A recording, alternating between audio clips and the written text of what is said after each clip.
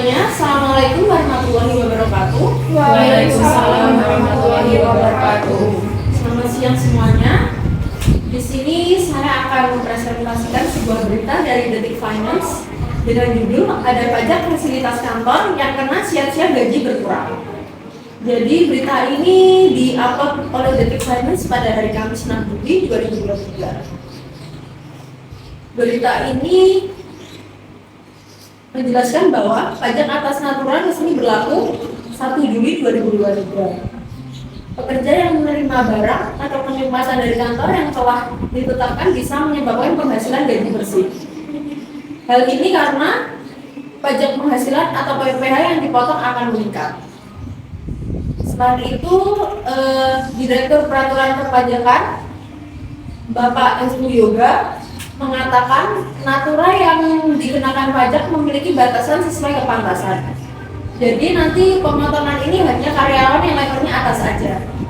Memang dalam PMK nomor 66 tahun 2023 menjelaskan terlihat fasilitas atau kenikmatan yang dikenakan pajak atas natura biasa dirasakan oleh pekerja level atas. Sementara yang biasa diterima oleh pekerja menengah ke bawah seperti makan, minum, komputer, laptop atau telepon seluler beserta sarana penunjang seperti pulsa atau sambungan internet tidak dikenakan pajak. Setelah mendengarkan pemaparan dari Raras tentang berita tadi, memang pajak natura atau penikmatan itu kan merupakan pajak yang dikenakan atas barang atau fasilitas yang diberikan oleh perusahaan kepada karyawannya, kan bukan berupa uang tapi natura itu berupa pemberian barang menjadi hak milik pegawai, sementara kenikmatan itu berupa fasilitas. Tujuan utamanya karena sebagian fasilitas yang diberikan perusahaan itu terhadap pegawai tidak jadi bagian dari penghasilan yang dilaporkan dalam SPT pajak.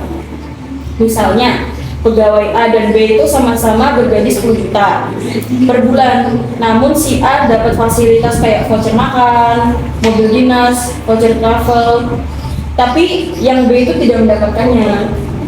Lalu, mengapa pegawai B tidak mendapatkan fasilitas yang sama dengan pegawai A? Padahal kan itu sama-sama mendapatkan pajaknya. Jadinya kan itu nggak adil. Jadi nggak semua fasilitas kantor itu dipajakin, ada hal yang dikecualikan dan tentu penerapan pajak natura ini tuh memperhatikan nilai kepantasan yang diterima oleh pegawai. Jadi itu ada beberapa fasilitas yang tidak terkena pajak kenikmatan dan ada beberapa yang dibatasi nilainya. Antara lain yang pertama ada bingkisan.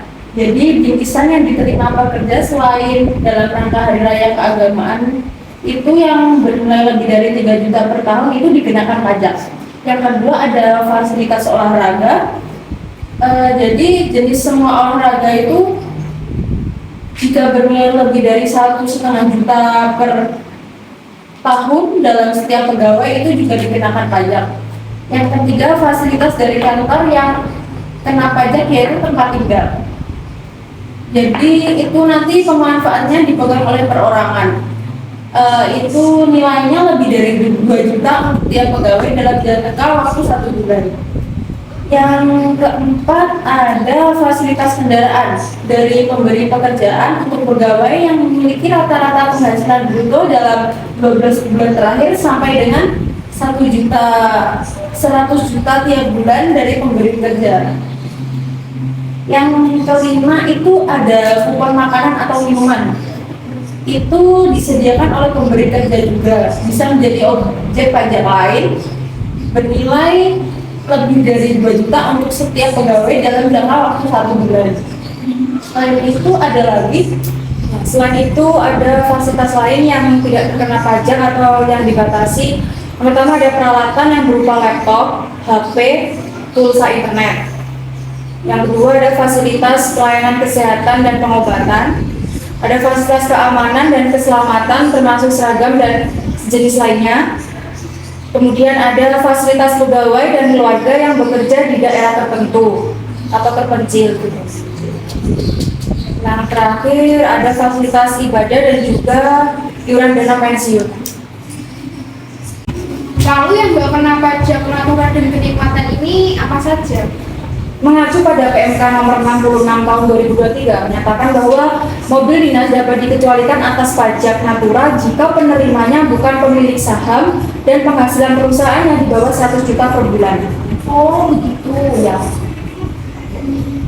Jadi sesuai yang sudah dipresentasikan oleh Raras dalam berita yang telah disampaikan terdapat aturan pajak. Aturan pajak ini mulai berlaku tanggal 1 Juli 2023. Ya betul, 1 Juli tanggal 1 Juli 2023. Terdapat di dalam Peraturan Menteri Keuangan Nomor 66 Tahun 2023.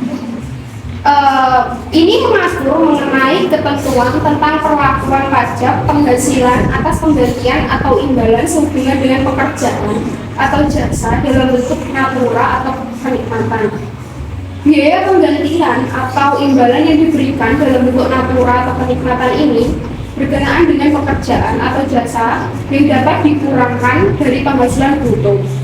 Penghasilan bruto ini untuk menentukan penghasilan kena pajak oleh pemberi kerja atau pemberi imbalan atau penggantian dalam bentuk natura atau kenikmatan sepanjang merupakan suatu biaya untuk mendapatkan, menagih, dan juga memelihara penghasilan.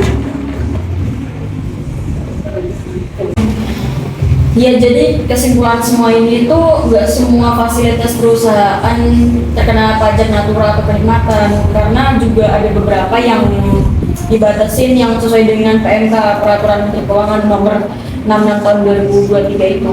Oh gitu.